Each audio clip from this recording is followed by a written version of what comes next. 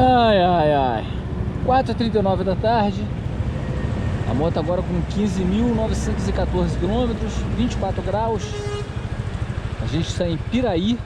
Paramos aqui na casa do Mamão para tomar um café. E graças a Deus, tudo tranquilo. Já pegamos chuva, já botamos capa, já tiramos. Agora é o último pedacinho para chegar em casa.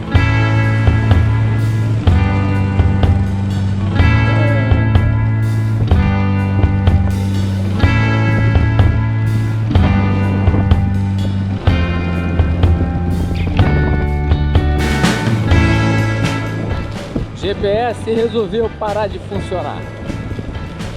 Então, ainda bem que daqui para lá agora eu não preciso de GPS.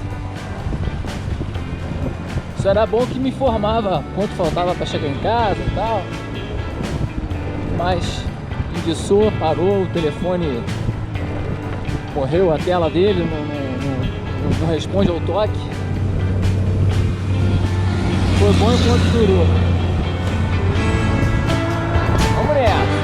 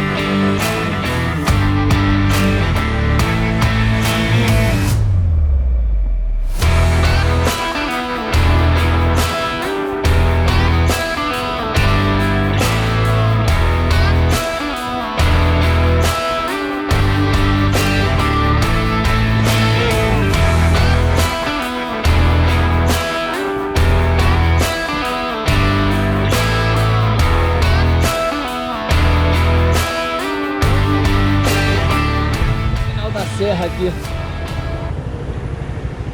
A bateria.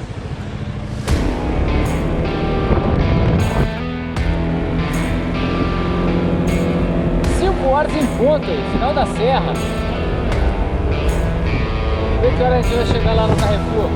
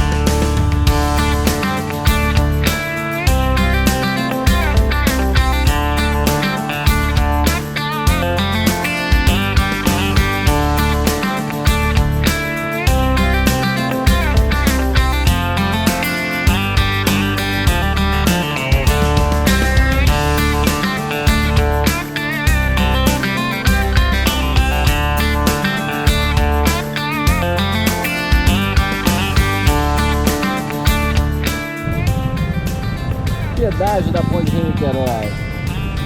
6 e 2, 16.020 quilômetros. Daqui em casa tem mais 5.